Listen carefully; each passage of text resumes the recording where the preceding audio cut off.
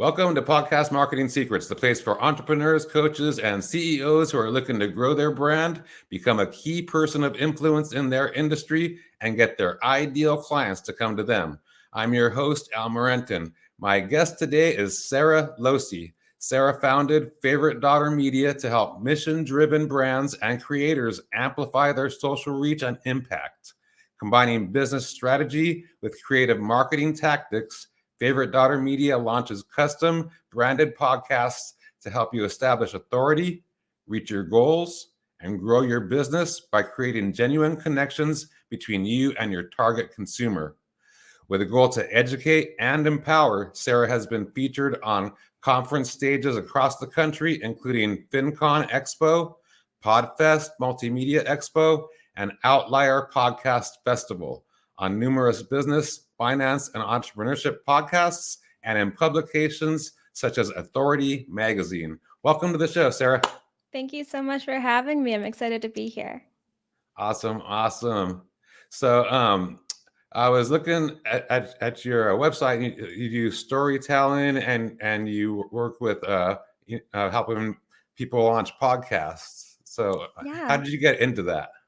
I actually got into it when I was working in finance. I became the executive producer of a podcast that my employer had launched. And Mhm. I spent years just kind of learning the ins and outs of podcasts and going to different conferences. And I decided to launch my company in January just to be a little more creative than I can be in the finance space and really focus on spreading messages and helping businesses figure out what their stories are and really lead with those stories so they can connect with people more so than just market to them. Right on. And then that's awesome. So, I'm sure it's a big change going from finance to what you're doing now. What the storytelling, is it mainly the origin story for the person or the company, or is it like a variety of stories? It's a little bit of everything. I think when we want to be thought leaders, it's so much more than just being an expert on a topic. We need to use stories to really just communicate with our listeners. So, whether it's our origin stories or case studies, testimonials, stories of our journeys and how we got to where we are, all of these different stories are how we connect. Because if I just give you stats and figures, that's not going to really be impactful. It could be interesting, but it's not going to connect. And our brains are just wired to react to stories the way that when you listen to a story, your brain actually fires neurons the same way as the person telling it because we want to hear them. So it's a really important way to connect rather than just throw some sales marketing out. Yeah, for sure. And yeah, I've seen it. Like the people that know how to tell stories really well. They just like people just get engaged all around them, and when you do try to just like be factual, then you could lose people right away. Um, so how do people find their story, like and to make people want to hear them? And does everybody have a story? Everybody has a story. I One of the things that I actually started my company to do was help people figure out what their story is because I would tell people you have to leave with stories and they would tell me I don't have a story. And that always blew my mind because everyone has experienced something. And I feel like when we say we don't have a story, what we mean is our story isn't important or our story doesn't have value. But what what the value is in shared experiences, and that's how we connect when we hear someone who's gone through something similar to ours, but we feel like our story has to be something that's headline worthy.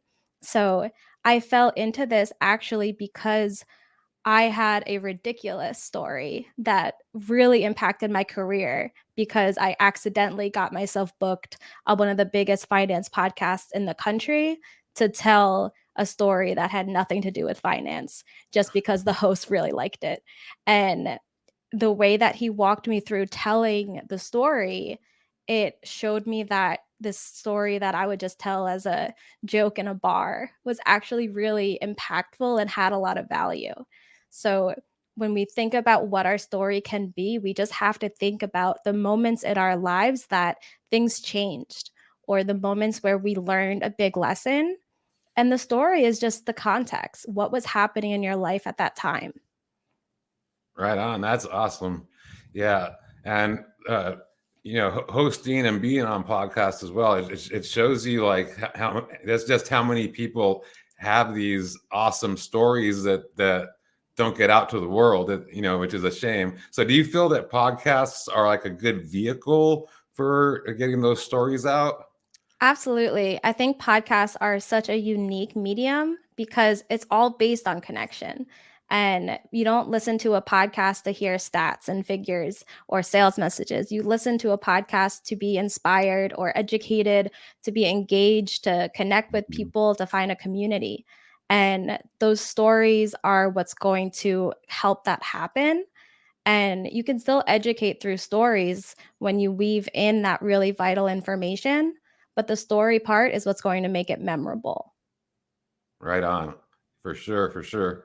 So like that being said, do you feel like a podcast is sort of in today's world, you think it's essential for a small business or a brand to have a podcast these days? I don't think it's like essential. I think it's powerful. And I think it's something that everyone should at least consider because it has so many just like ways to help your business grow. And when you have a podcast, you can do it really inexpensively. You can launch it Yeah. with just a cell phone. Basically, there's so many different ways that you can scale it, but you can start really small. And the reach that it can have be through like different SEO and keywords and just organic traffic, it can have a really big impact. And when you're sharing stories and treating it as a interactive, engaging piece of content rather than a marketing plan or an ad, you can find people that really connect with what you have to say, and they'll start to get to know you, they'll start to trust you, and that's how they turn from just listeners to your supporters. And that's when they start to invest in you and invest in what you're doing. Right on. Yeah, for sure. Yeah, yeah, definitely increasing that know, like, and trust factor for Mhm. sure. So, you mentioned a couple things already, but how can a podcast benefit a business? Like what are some of the ways that it does? There's so many. How much time do you have? Um, so the ones that I think of immediately, when we're looking at like kind of the technical piece of it is the SEO. Mhm. And if you're struggling to get traffic to your website or get discovered by your target, having a podcast is so, so powerful to having you show up better on Google.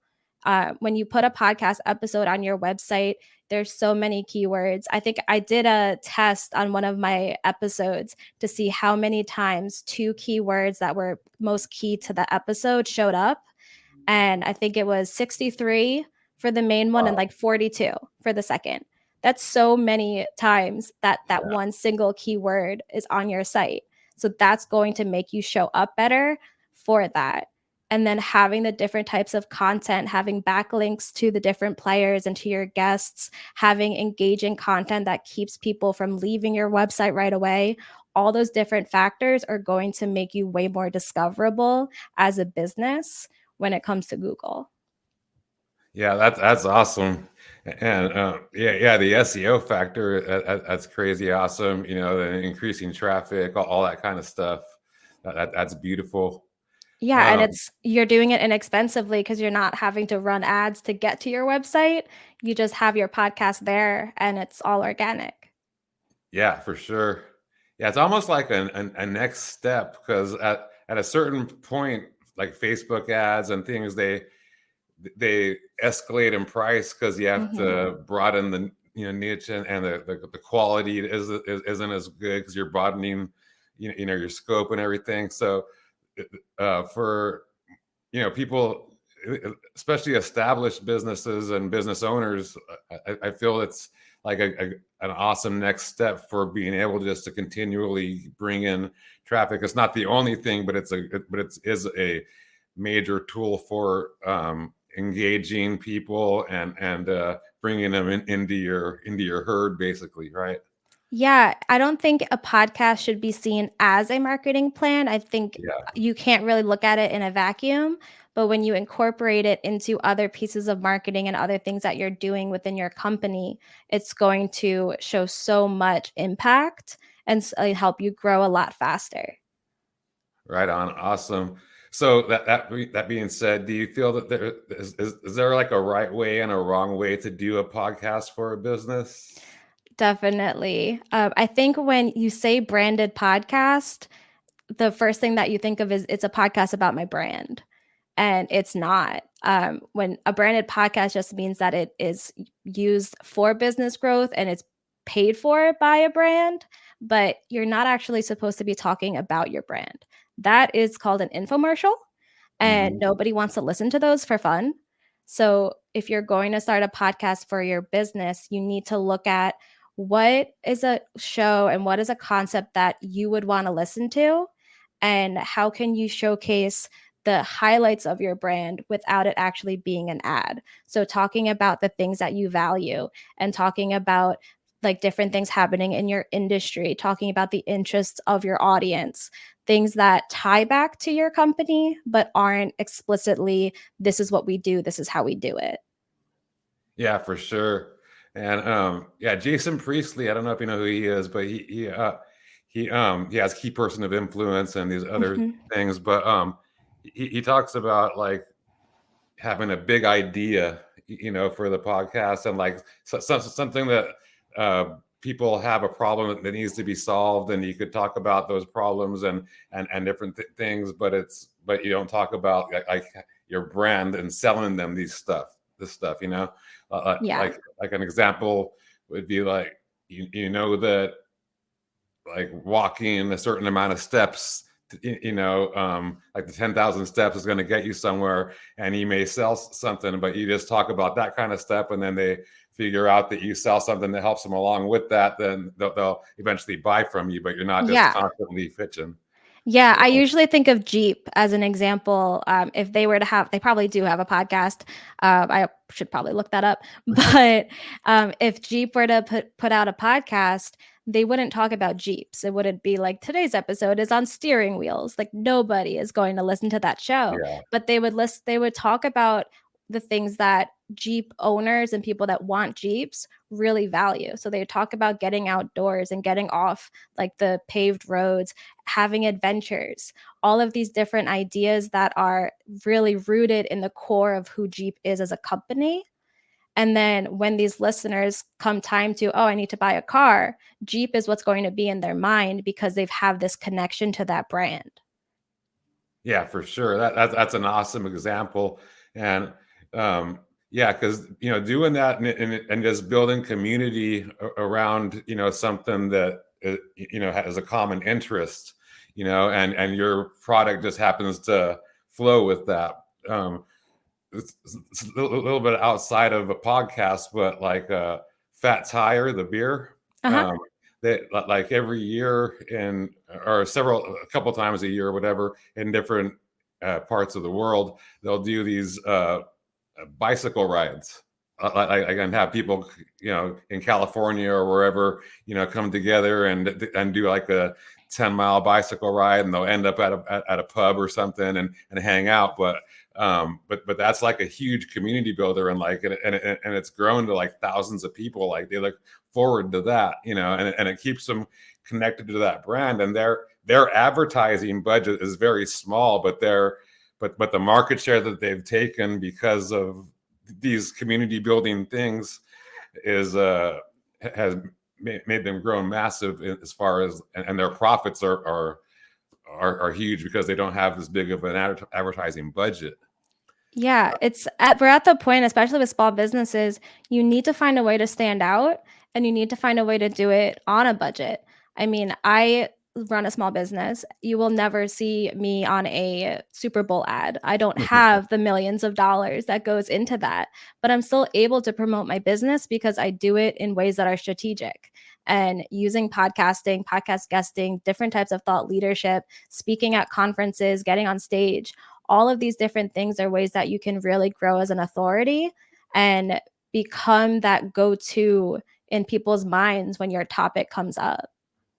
That's awesome. That's awesome.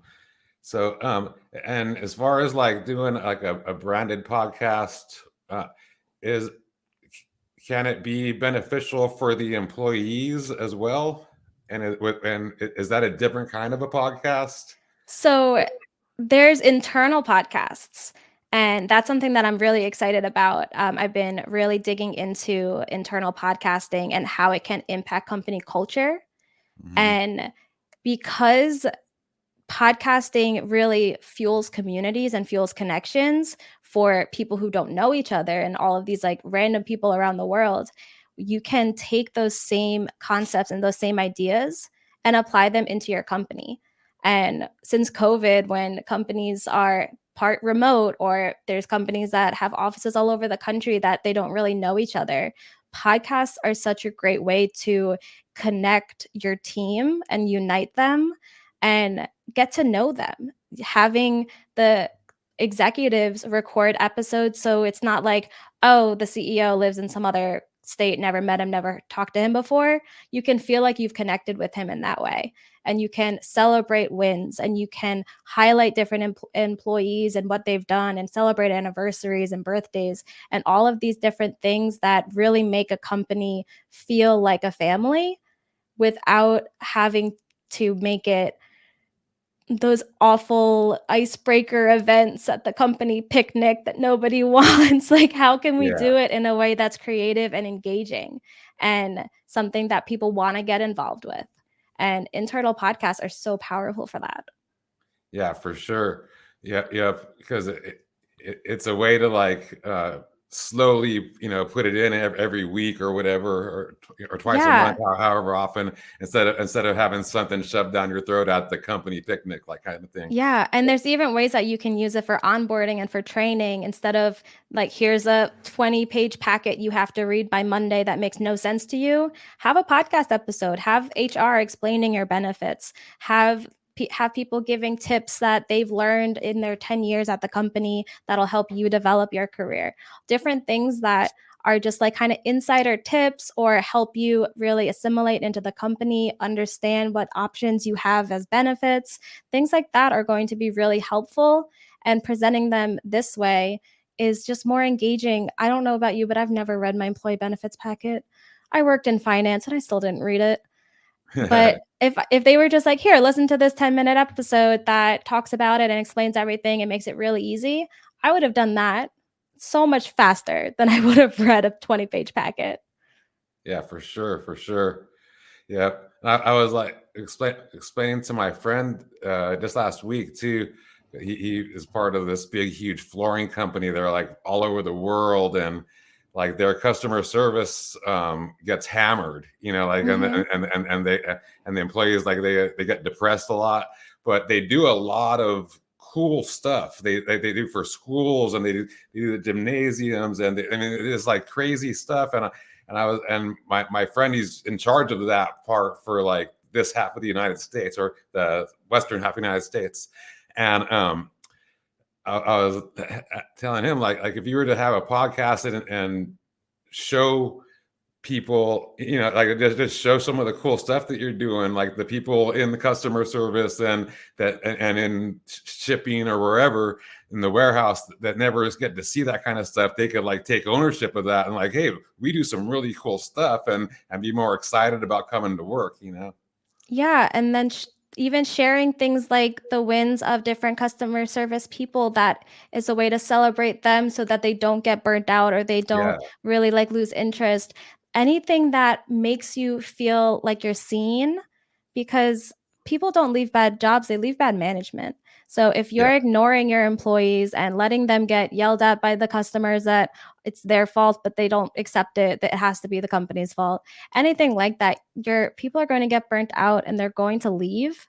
And if you can do something to make them happy, to celebrate them, to showcase what they're doing, to give them more resources, give them access to education that could help them, even if it's not with their job, access to financial literacy, access to different things that will really help them in their life, that's going to make a difference. it makes so much of a difference, and it makes them feel like these people actually care about me. I'm not just a number on a timesheet. Yeah, yeah, yeah. Having an employee, especially in the lower rungs, for lack of a better term, having them feel recognized and supported, that's huge for retention for a company, and Yeah. and And it's just far and like you, more economical to keep an employee than to lose one and have to hire and train a new one. yeah, and like you said, a podcast is very inexpensive to start and run. So, Yeah, and especially so if with an internal podcast where you're not subjected to as much scrutiny, it doesn't, I mean, there's of course, like, I can produce it professionally for you, happy to do it, but you can do it yourself and do it really low budget and in a way that, as long as it sounds like you can understand it and there's no, like, backup, beeping in the background or all of this noise, you can do it by yourself. It's really easy to do. yeah, for sure, for sure. So tell us a little bit about your company and like what like how do you help people? Like what do you do for them? Yeah, so I work with a lot of businesses and entrepreneurs, businesses small and large, and it's all about helping them make those connections with their target audience and doing it through content like podcasts and in a way that does focus on creating that connection and creating trust with their audience rather than just here's some content for the sake of content. So I do podcast launches for companies. I do the internal podcasts and podcasts that are really geared toward specific goals. I have a couple ebooks out on ways that they can be used for higher education to attract new students, how it can be used in real estate, and my niche is in finance. So, how you can create a podcast despite having all of the regulations that come with compliance. So, really, any way that a business wants to use some strategic creative media to help them grow is what I specialize in. Nice, nice. Do you work with video as well, or mainly audio? Yeah, the majority of the podcasts that I launch are video and audio. We do tend to go video first, just because of right now, YouTube has officially surpassed any other podcast player as the number one podcast player that there is. And it's also the number two search engine in the world. So, for all the companies that are like, oh, podcasts have to be audio, we're not doing video, they are missing the boat completely. So we do the video. We still release on RSS as audio only, but then have the videos on YouTube. Use them for TikToks and Reels and different types of really engaging content, so that you can expand that reach. Yeah, that's awesome. Yeah, and doing that, and doing the reels and like and tweets and all the different things that you could do along with it. Um, it just gives you like one podcast could give you so much ammunition, like for all these different you know um, assets to post Yeah. during the week. Yeah, you can take one episode and make content for a month. It's amazing how much you can repurpose it and the different ways that you can repurpose it based on different types of media consumption, because people are very specific about how they consume media, Mhm. and you're not going to make a not podcast listener listen to a podcast. You're just not going to do it. But if you can take that podcast and use the transcript to write a blog, you're going to reach the people who prefer to read. So all the different ways that you can take this one piece of content and break it down, it's going to be so much easier when you have that one big content piece. For sure, for sure. And I think it's more effective too when you do that, when you have like this one piece of content and you do several marketing pieces and around it, it'll actually get people to engage with that piece of content, however you're giving it to them, in the different ways, and actually get the benefit from it. Because I see so many people, they post one thing this day and the next day this thing, the next day, and it's something totally different, and it doesn't have like there's no effect that it has, that people just watch and they forget about it. It's almost like with I come from fitness and wellness, like Okay. I kind of a background, and people like just doing a different workout every day or doing all this different kind of stuff. And Guilty. yeah, and it doesn't work. It's you need to have a concentrated effort for a little bit, and then then you could move on, advance, or shift or whatever. But yeah, like it is essential doing all that stuff. So it's really awesome that you provide that kind of Yeah, a I service. come from a marketing background. I studied advertising and psychology in college. I went to Cornell for digital marketing strategy, and I've been in the marketing world for so long Hmm. that that was what I learned first.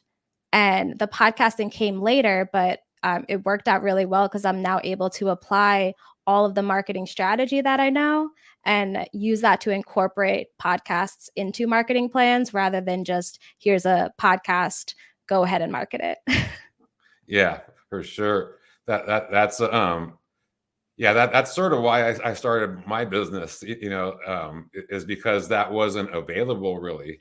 People were just like, here you go, and have fun, and I wanted it a little bit more, and I couldn't really find it, so I did it, and Yeah. I because I had I still have the wellness company, because I depend on it for some issues from the products it has. But I've been had a marketing agency for since 2014, and I shifted it, like literally just shifted it over to the podcast agency, because it's so important, but there's some missing links that people aren't putting out there that you are, though. That's why I was so excited to speak with you, because you understand the marketing behind the podcast, not instead of just the podcast. Yeah, when I started my company, like I said, I was focused on the storytelling and I was really focused on podcast guesting and how you don't even have to launch a podcast. You can be a guest on others. But I spent years producing the finance podcast that started everything. And I saw so many really great guests and so many not really great guests, and some hosts that were really great and some hosts that weren't that great. So I launched my company in part to teach people how to do this better. How can you be a better guest? How can you find those stories so that you don't come on a podcast and just talk about your business? Like, how can you share more about yourself and who you are and make those connections? And what are the things that you should avoid? How can you repurpose it to grow your company? And all of these different pieces that I just felt people were missing. You can go on a podcast and treat it like a 30-minute ad for your company, or you can do it better and create great content and be invited back and actually have people listening and engage in the show. Yeah, that's awesome. That's beautiful, and I could attest to that too. It's just because I was getting interviewed a lot on podcasts uh, right before COVID, like 2017, 2018, all through it, and till now, because of for the wellness business. And a lot of the podcast interviews were just like they were like really business oriented, and really like like structured, and I didn't really get a lot out of it.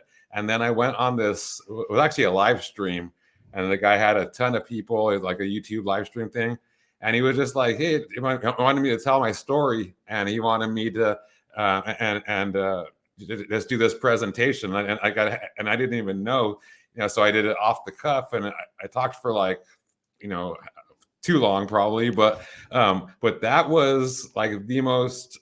I didn't mention selling anything, I didn't mention the business at all, but until the end, they gave my website link. That was it basically, and like there was like thousands of dollars from that podcast that people bought from me, and we just sell supplements, like, and it was like literally thousands of dollars, and all attributed to that. And that's what sort of woke me up to the storytelling, and not necessarily trying to market and sell, but just tell who you are and try to connect with people. That's really important. Yeah, I feel like when you go on a podcast and you're automatically just in sales mode, that's like walking up to someone on the street and saying, "Hi, you want to buy this?" No, no, I don't. I don't know who you are. I don't know what you do. I know nothing about you. Why would I want to buy anything from you? But Yeah. instead, if you meet somebody and you start having a conversation and you like learn what it is that they are looking for, and you learn, they get to learn what you do, that's going to organically turn into some kind of professional relationship. You can't just hand someone something and say, "Hi, give me $20 and you can have this." It's just, it's not realistic. Yeah, for sure, for sure. So so as far as like the guesting, do you help people like as far do you help coach them and help them to develop stories and sound bites and things like that? Yeah, so I have a podcast guesting offering that I work with you one on one to hone those stories, figure out what your value points are, and get you really ready to be on a podcast. I'm a podcast host myself, so I could do mock interviews and really get you ready and help you figure out what the topics are that you want to pitch, what you want to focus on, where your value is, help create lead generation tools so you can turn listeners into leads and get them on your mailing list. Basically, everything that you need to do. And then also work with you on actually getting you booked on some shows. That's awesome. That's beautiful. So do you have people create lead magnets and stuff like that too? Yeah, I actually I have a free ebook all about how you can do that, and it has free 50 ideas for lead magnets. If anybody wants to download it, you can get it at favoriteleadmagnets.com. But it's just really simple ways that you can create a piece of content that people are going to want and get them to download it, get on your mailing list, and let you target them with your sales messages later so that you don't have to have sales messages on your show. That's awesome. That's beautiful. So how did you come up with the name for your company? Favorite daughter media. I came up with it because I wanted to make my sister very sad. No, it was it kind of came out of my relationship with my dad. He has been one of the most supportive people in my life. My and Both of my parents have just been so supportive. So, and it's not so much about me being the favorite daughter as my parents just being my favorite relationship that I have. So it was paying homage to them more so than me, but it's memorable, it's catchy, and it starts a conversation. Everyone asks if I am the favorite daughter. So it depends on who you ask is the answer to the question, but it's just, it makes me smile, and that's all I really wanted from a company name, something that made me smile. Yeah, that's awesome. Yeah, especially with being in the marketing and everything. Like you want to wake up and be happy with your business every day, and things as simple as that. Being able to like look at your logo and smile, or look at the name, even it's the name and smile. That's so important. You know. Yeah, I spent years in finance just pretending to be this buttoned up financial professional. And when I resigned and launched my company, I just wanted to give myself permission to be me. So, named That's it Favorite Daughter, put pink on everything, and fill it with puns and just like making things that make myself laugh. Dad jokes are in everything. And it's just, if that's who I am and it's my brand, so I get to do what I want and I get to be myself. And people who want to work with me will really resonate with it. And if you don't, then you don't have to work with me. Yeah, for sure. That's so cool. Very nice. Yeah. So you were able to take off the golden handcuffs, from the finance and go your own way. Yeah, I I, still work in that industry. A lot of my clients are in that industry. It's kind of become my niche, but by leaving and launching my own company, I'm able to do it in my own way, which has that's been awesome. really fun and a lot more freedom and a lot more creativity than when I was as far into the industry as I was. That's beautiful. And you knowing about that industry too gives you like a leg up kind of a thing against other people that might be in similar business as you. Like I concentrate on fitness, wellness, and beauty because I know that I know salons, I know wellness, because I had a wellness center for ages and at a gym for 28 years. So those are my clients, and I know their business. So like you were saying earlier, there's different like legal things that as far as what you can say and what you can't say with finance, and you Yeah. being knowledgeable about that just is a relief to a finance Yeah. person. Yeah, I am ready for compliance. I know what to say, I know what not to say. I personally am an accredited financial counselor, so that has its own regulations around it as well. Tomorrow I leave to go speak at a conference on growing a financial planning firm through podcasting. And it's kind of my world. I'm happy to work in other industries, but finance has become my niche and it's a lot of fun. It's you can do a lot more in finance than people seem to think. People are afraid of compliance and they don't want to even try. So I've been able to help people over that hump and really help them figure out how they can use something like a podcast or even other types of media and still be within the compliance standards. That's awesome. You're like lifting the veil of what's possible. Exactly. That's beautiful. So do you have anything else to share with us that we might have missed?